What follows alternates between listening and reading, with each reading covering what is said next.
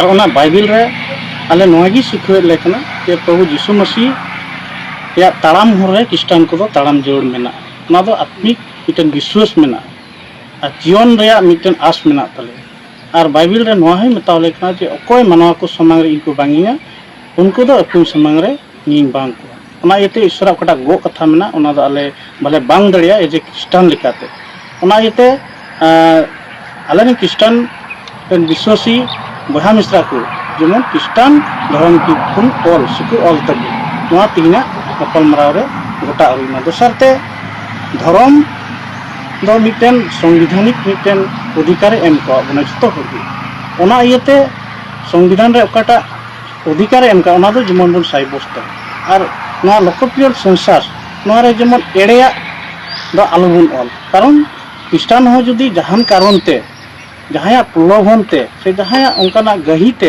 एटा धर्म को लेखान क्रिस्टान लेकाते उनको तो एड़े को गोहे कना और उना दो धर्म पुथी लेकाते से क्रिस्टान धर्म लेकाते विरोध कना और संविधान लेकाते विरोध कना और सेंसस रे कटा नीति नियम ना उना लेकाते विरोध कना और उना रे भविष्य जवाबदेही हुई दड़िया आईनगत भावे उना येते आले हुदिस किदा बांग कटा सेंसस का ना दो जेमन एकदम सरिया लेकाते गे हुई नाते क्रिस्टान बया को जेमन क्रिस्टान धर्म जीवन ऑल और साव सावते ओकाटा सलहा हुईन नोआ हो सलहायना जेमन सारे तीन क्रिस्टान धर्म रेन विश्वासी को मेना को लीडर थोकरेन हपड़ाम थोकरेन पास्टर थोकरेन नुकु होले नेहर बुकना जेमन सारे निज निजर कलिसिया रे मंडी रे जेमन नोआ रिया जेमन को सलहा को एमा को ओकाटा ओकोय एटा धर्म रेन ओकोय आकु को ओला ओना दो बाले विरोध कना हे ओकोय चों ओकाटा धर्म रे पतियो मेना ते व्यक्तिगत आया फ्रीडम मेना ओना को बाले विरोध कना मेनखान क्रिस्टान धर्म रेन को जेमन क्रिस्टान धर्म रे ऑल ओना लगी तीना गपाल मारा दे सलहा किदा और निया प्रेस मिट से लेकाते निया क्रिस्टान धर्म रेन संताल को आलेले नेहर गुना नोआ लोकप्रिय सेंसस रे जेमन क्रिस्टान धर्म जीवन ऑल और ओनागी क्रिस्टान काउंसिल को तीना गपाल मारा से बिकु को पहले जोहार गे तीन विशेष भावे नोडे दुपुरुब रे आसल दो जोस नोआ कान ताले तीन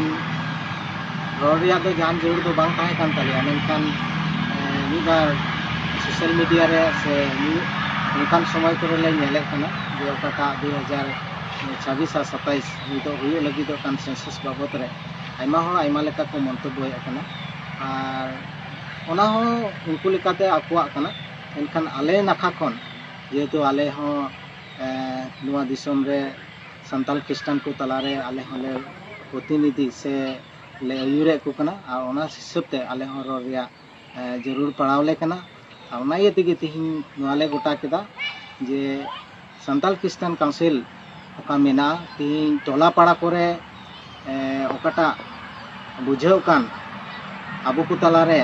संताल को तलारे आदम को मेने कना सरना ऑल हुआ आदम को मेने कना सरी धर्म ऑल हुआ आदम को मेने कना दिदिन ऑल हुआ एनखान नोआ को आकुआ व्यक्तिगत कथा कना से आकुआ सोसाइटी रे कथा कना तीन उनका के आले हो क्रिस्टान सोसाइटी रे हर कना ले यूनाइटेड संताल क्रिस्टान काउंसिल दो नोआ नेतृत्व तालिया तीन ओना रोड रिया से कथा रिया जरूर ले बुझाव किदा एनते आले रे अडी उतर संताल क्रिस्टान बहा को मेना को उनको को आले ठेन कुकली को खोजो कना और उनको को थार बसाव कना चे बुन चिकाया मेनते और नाई तिगे तिही आले यूनाइटेड संताल क्रिस्टान काउंसिल से खन नोआ गे रोड सनाय लेकना से पुष्टव सनाय लेकना अबो दो अडी जुग खन नेता में आइमा 100 बछर खन तिही अबो भारत दिसम रे क्रिस्टान कना बो और अबो क्रिस्टान लेकाते भारत संविधान हो मान्यता एम को अबोना और उनका बन चलाव है कना तिही निया बछर गे सेंसस हुई कन उनकान कथा दो बांग कना तिही भारत स्वाधीन तायनम खन तिही दहाय तिही दिन हबी 8 धावा सेंसस हुई कना और उनकाना कथा धर्म चितान रे उनकाना बेनाबिनी कथा दो सेंसस ऊपर रे बांग रकाब कना मेनकान तिही आले बाबना ले सदरे कना और ओनाई तिगे भारतीय न्याय संगीत हो नाय मेने कना ओकाटा सरिया कना ओनागे रोड में और तिही जुदी ओना कथा रे तिही आले एड़िया ले रोड लेखान तिही आईनगत भावे आले तो दोषी ले साब उचुआ और आईन रे आले तो विचार रे आले सबितवा तिही IPC 415 और IPC 420 हो ओना कथा गी मेने कना ओकाटा दो सरिया कना ओना सरिया गी सदर हुआ आलिया सस्तर बाइबल रे हो नोय मेने कना माथाय 10 हटिंग रे 33 रे ओकोय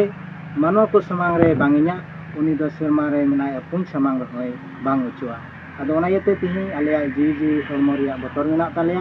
ओनाते तिही ओनागी आले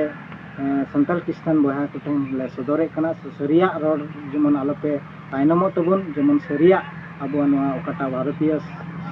सेंसास मेना तबुना नोआ दो भारत दिसम रिया टॉप मोस्ट रिकॉर्ड कना तिही ओना रिकॉर्ड रे अब चेल तबन ओला ओना चितान रे अब न्याय दो हुयो तबना जुदी अब भूल गिबन ऑल सदरा मेनखान तायनमा दिन रे हुई दाड़े अब सर्वस्त को चितान रे अब मिगटन अनुष्ठान को चितान रे उनकाना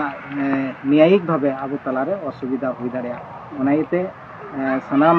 क्रिस्तान बहा कुठेन नेहर ताहेन कना जेमन अब सरिया बुन रोडमा जेमन सेरमा रे नतुन सामांग रे आलो बुन बांग उचुमा नोआ को कथा गे